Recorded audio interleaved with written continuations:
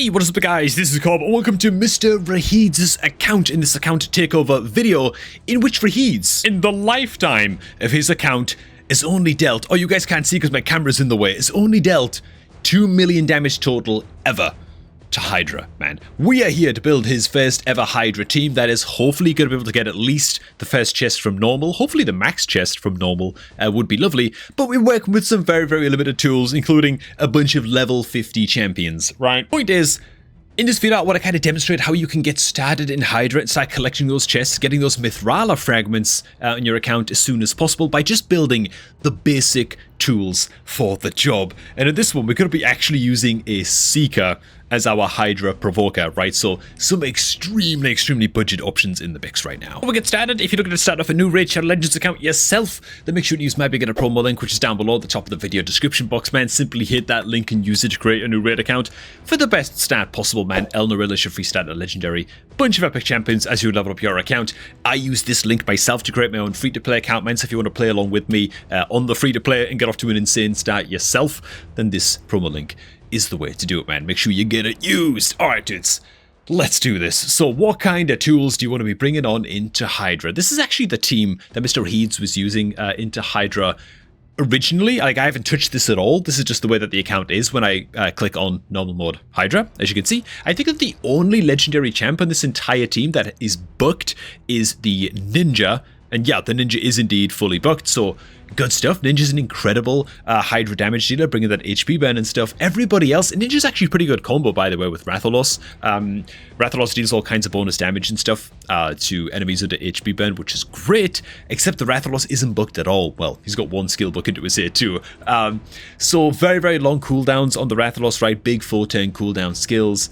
Not great. Alice is also a total mismatch in this team. She doesn't really bring anything to the fight into HYDRA. Her damage isn't particularly good into the fight into HYDRA. She doesn't like do extra damage to HP burned enemies or something. She gets a bit of ignored defense on her A3. She isn't booked as well either. She's also sitting at level 50, so yeah, we definitely shouldn't be using the Alice in this fight, right? She's not bringing any particular skills or tools that actually help us counter the HYDRA boss. The Rector and the Wukong are pretty okay. So what kind of tools do you actually want to be bringing into HYDRA Clan Boss? For me, you can break it down into 3 mandatory tools that you absolutely need at a bare minimum to be getting the first HYDRA chest. If you're just getting started into HYDRA the first time, those 3 tools are an AoE block buffs champion.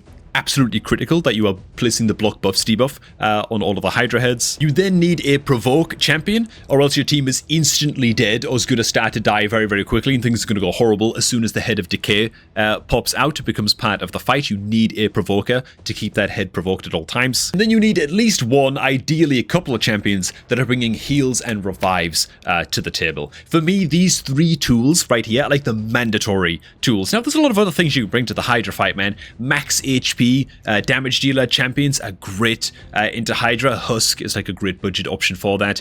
HP burn is a great debuff to bring to the fight as well. HP burn activators are also fantastic. Ninja happens to bring both HP burn and activation in the same kit, so definitely a fantastic damage dealer. And you've got things like AoE hex debuffs across all of the HYDRA heads. You've got things like decreased speed and increased speed buffs from your own team as well, right? You've got a lot of things. AoE decrease attack to decrease attack against all the HYDRA heads as well. All very good stuff, but when you're just getting started in HYDRA for the first time, you're going to have a very limited roster, and so your team might end up looking a little bit something like this. This is the team that we've got set up for use right now into HYDRA on this account. Is it the best? Not really. Are there a couple of level 50 champions in this team? Yeah, there are, and I'm kind of nervous about that fact. But for a quick breakdown for what we're running here, we're running the Ninja in this team as HP burner, damage dealer, good stuff. Second big sort of main damage dealer is going to be the Rhonda. Now, Rhonda is not a particularly good HYDRA champion. In fact, she's not a very good HYDRA champion at all. But what she is on this account that I'm working with is fully booked. Okay, so she's already going to offer infinitely more damage than a completely unbooked, ungeared Rathalos. We might as well make use of her for now, and then look to replace her in the future further on down the line. Because if you're a new player getting started in HYDRA for the first time, don't feel sad if you're getting your cheeks a little bit clapped by HYDRA. Frankly, it's a very challenging boss, and it takes, like, your progress in HYDRA is really measured in months. Like, it takes a long time to build out specialist legendary champs that are just great into handling the various HYDRA mechanics and getting a nice well-oiled team up and running. So the Ronda we're going to replace over time. For our block buffs champion, we're going to bring Ugo, one of the best epic champions in the game, and part of my beginner promo link, by the way, just saying, which is down below in the description box. But Ugo is going to bring a good amount of healing. Oh my god, dude, she's not bucked at all, so this is going to be a bit of a problem for us as well. But the Ugo's not bucked. She would bring a 410 cooldown, remove heal reduction debuffs, which Hydra heads can place, and removes one random debuff from all allies, then heal all allies by 20% of Ugo's max HP. Great stuff, okay? Great supporting skill for keeping your team alive, but most importantly on the A2, attack all enemies, 310 cooldown when bucked, 100% land rate, decreased defense debuff for 210s, and a block buffs debuff for 210s. Again, crucial that you are keeping up this block buffs debuff when you're getting started in Hydra, man, else Poison Cloud is going to ruin your life. So even though the Ugo is level 50, she's still going to have a pretty solid place for us on this team. Now, we're also going to go ahead and run the Sun Wukong in this team too, because, well, we've got two unbucked champions with long cooldown block buff skills, and so I'm hoping that by putting the Sun Wukong and the Ugo in the same team, we can alternate between the two a little bit and just try and get some good uptime from our block buffs debuff in this squad. Ideally, we wouldn't need to use the Sun Wukong in this team, and we could just get the Ugo fully booked up, and then we can replace the Sun Wukong, or move the Sun Wukong to like a B team or something, you know, and replace him with something like an AoE Hex or AoE Weaken champion, or maybe just like some better support champs or whatever. That would be ideal, but for what we're working with right now, this is what we're going to use. As for our Provoker champ, we've already touched on this, but Seeker is actually supposed to be pretty gosh darn good. Into Hydra since recent changes to how the AI works in the game. So he's got a double hit at A1, 50% chance on hit of placing Provoke debuff for 110 when fully booked, which he is. His A2, unbelievably, all 7 of the bucks went into the A1, so here we are. But yeah, his A2 is very, very good as well, but sadly it's not booked. The way that Provoke works right now in the game is that if you have a champion on your team that has a Provoke A1 or any kind of single target Provoke skill in their kit, they will always prioritize focusing that Provoke or that A1 Provoke skill onto the Head of Decay. So that's the idea for allowing this team to run on auto, at least. Let's see how good Seeker is for that job when the Head of Decay pops on up. And then because Ugo is not going to be able to handle the healing for this team on her own at all, in fact she's going to massively struggle, we're going to run Doom Priest in here instead. I'm not sure that this is going to be enough, but Doom Priest is a fantastic Hydra support. She's particularly good because she just doesn't need any skill bucks at all. You can leave her completely unbucked, or just put one buck in and try and get her A2 bucked at least. But on her passive, heals all allies by 7.5% of their HP and remove one random debuff from them at the start of this champion's turn. How do we have the Doom Priest built out? I've actually got it built up in a Relentless set, which I think is an excellent set for the Doom Priest to be in. I've tried to push up her speed. She's at like 200-ish speed, which is not bad for where our gear is on this account, but I've got her in a Relentless set, so she has a chance to get an extra turn. Yeah, and just trigger that passive multiple times and hopefully trigger it on repeat a couple times and just help to keep this team alive, because our healing is going to be massively lacking, especially until the Ugo has that A3 fully booked out. So that's the plan. Those are the basic tools that you need to bring into Hydra to get started for the first time. It's time to put my team where my mouth is now and see if we can get this team to just grab the first Hydra chest for good old Rahids. Here we go, man. So I am actually going to manual this as well. So the Head of Decay is not popped out at all on the first round just yet. So I'm going to go ahead and I guess just like attack into whatever with the Seeker. It's not really helping us, by the way, that like 4 champions on this team are magic affinity and there's a lot of force affinity Hydra heads right now. That makes me a little bit nervous, to be fair, but let's go ahead and just start spitting some damage out from the ninja. He's definitely going to do some amazing damage. In fact, we've already done 300,000 with just one swing coming in from the ninja. That's just how good he is. I'm just going to let the Ronda throw in with her AoE, and then the Ugo can come in and hopefully land the block buff debuff across a lot of Hydra heads here. Landed it against literally one. Oh my god, is that bad? Okay, well, at least the Sun Wukong now gets to come in as our backup block buffs champ. And now we land on everything apart from the Head of Blight on the far left over there. So, okay, so only the Head of Blight gets the Poison Cloud buff now, so that's good at least. So the Hydra are going to do like pretty solid damage to us here.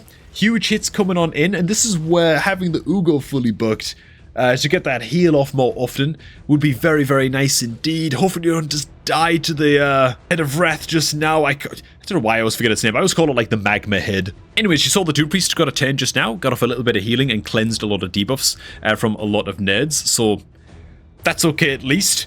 I'm very, very nervous of the Head of Wrath getting its huge attack off here. We've got to get this heal off on the Ugo. If this True Fear triggers, we're in a lot of trouble. Oh, thank you, Jeebus. Okay, so we've bought ourselves enough time to maybe live for another round. I guess we can be happy enough with that. But here comes the Head of Wrath. It's going to hit real hard. Clobber the hell out of everybody and ooh.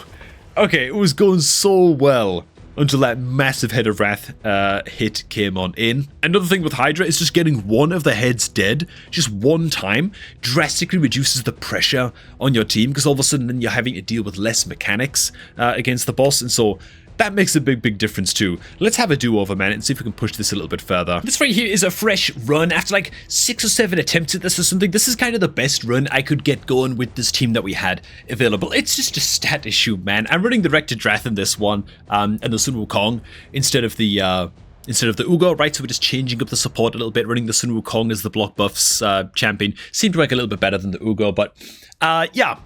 Level 50 Doom Priest, level 50 Rector Drath.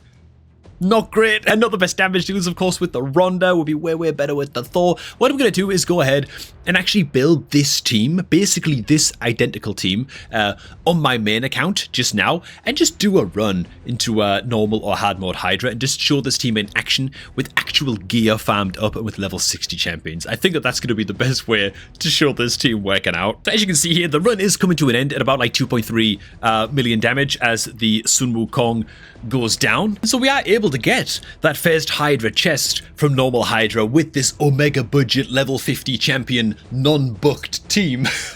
But I'm very interested in showing you guys what a team like this can actually do into normal once they are all actually booked up.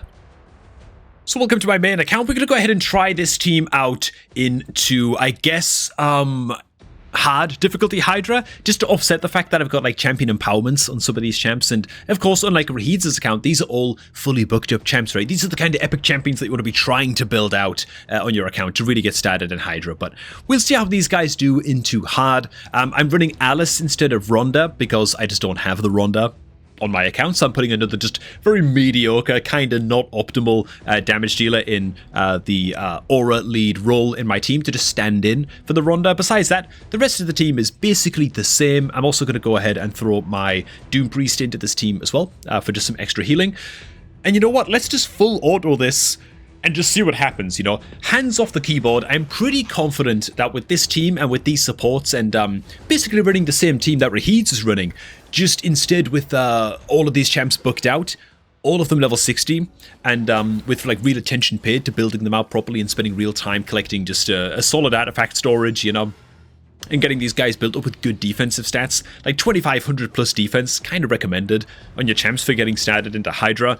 A lot of Rahid's champs were barely punching past 2k defense, you know, a lot of them much lower than 2k actually. So a lot of it's just like the survivability of your team and the bonus survivability you're going to get from having champions up at level 60. And again, this is hard mode Hydra. Let's just see how this team does, given that it's basically Rahid's team with like a steroid injection, you know what I'm saying? And alright, first Hydra head down. Things aren't going amazingly, but at least we're pushing towards like 4 million damage now at this point. That's great. This team, I mean, it's lacking a good provoker that's bringing more to the table than just a seeker, right? The Doom Priest is great and all. Debuff, cleanse, bit of healing and all that stuff. She's not an Elva Autumnborn though, you know what I'm saying? She's not bringing like revives and increased speed buffs as well as the healing and the debuff cleanse and all these extra tools that you're going to get to bring to the table, you know? And oh bloody hell, would you look at that, the head of Mischief is the head that chose to devour the Alice. Well, this run might not last much longer. But if I wanted it to, and my options were limited, what I'd want to do is get a cursed artifact set up on the Ugo to give the Ugo a chance to land the Hex debuff on enemies whenever she swings in with the AoE. And that would make the head of Mischief targetable. But I'm not going to do that for the sake of just this video. Alright man, here's another attempt at this run. Just like a second attempt where I actually manualed the first like dozen or so turns to make sure that the AI was getting off to a decent start, not doing anything too stupid, you know what I'm saying? So, yeah. As you can see, it's going pretty saucy. If we could just get the bloody magma head dead, given that it's like 1% health, that'd be lovely. Then we can go ahead and bust one of our nerds out of the Hydra's belly, and the run's going pretty okay, man. And of course, what we really mean by pretty okay is that it's enough to like get the chest. You know what I'm saying? It's still a little bit rough going, obviously, but you know, 2 Hydra heads basically almost dead, and so finishing those off would be lovely. We actually killed 2 of them at exactly the same time, which is just great. And so maybe we'll actually get to key in a little bit of damage here before this thing inevitably wipes. It looks like we're on the brink just now.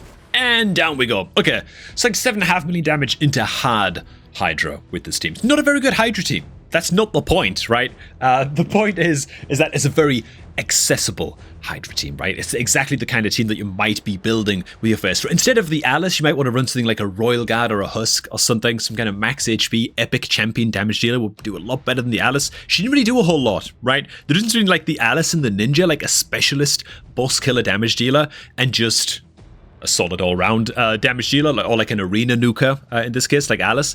It's massive. It's a huge stack difference. So back under Rahid's account, with this team lineup right here, right, especially running the likes of the Sun Wukong as part of this team as well, and getting all of these champions up to level 60 and getting them booked, right? Especially the Ugo. The Ugo's like a huge deal here. You're looking at a Hydra team all of a sudden that can quite reliably take care of at least normal Hydra and start getting yourself those normal Hydra chests. Now, what else I've done on this account is built out what could be, at least from what I've seen of the roster here on this account, just the best Hydra team going for this account. You know what I'm saying? And the only champions that are sticking around from the original like super budget beginner Hydra team that we should be working on building in the meantime. Lots of legendary champions, right? We've got the Ninja in the team. The Ugo's still going to be in the team, so absolutely worth fully building out the Ugo to level 60. But everything else is just a massive upgrade, right? Once the Ugo's fully booked, probably don't need the Sun Wukong in the team anymore to be applying the block buffs, debuff, and so we get to switch in the Thor instead.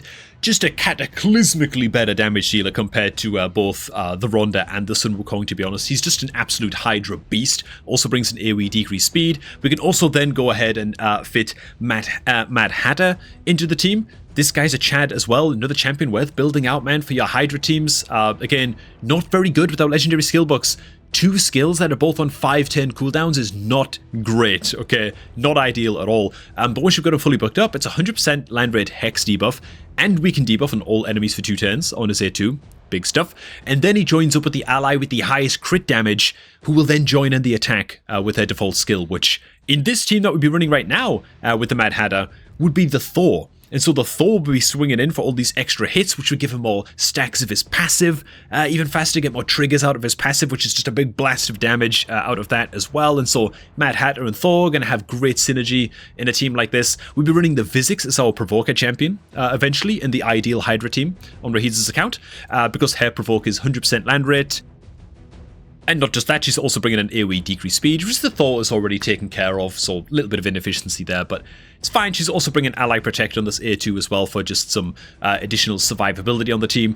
And then, of course, Elva Autumnborn is just going to be a massive upgrade on the likes of Rector Dreth, the likes of Doom Priest, that kind of thing. She's just a monster of a legendary support champion, right? She's bringing a 3-10 cooldown revive. Very nice. And then she also brings an AoE cleanse, block debuffs buff, and increased speed buff across your entire team for 2 turns on a 3-10 cooldown. Very nice. She brings all kinds of healing from her passive, and then her aura is speed in all battles. So running it as the speed aura lead in a team like this could be great as well to ensure that you're vastly outpacing the Hydra heads. Could also run Thor, to be honest, as the aura lead as well. The damage aura might actually be better. You can go ahead and switch those around and find out. But the point is that a team like this is great to plan out in your team presets manager thing.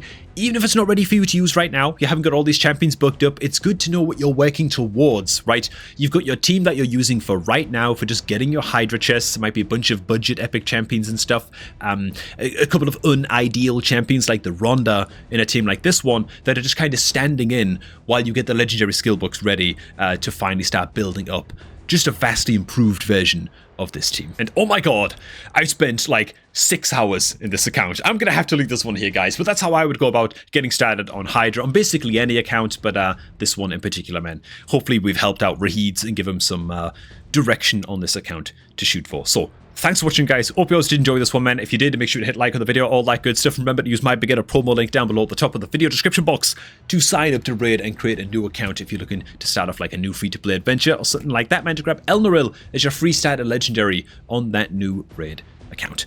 Thanks for watching, and I'm going to catch all of you all just a tad bit later, man.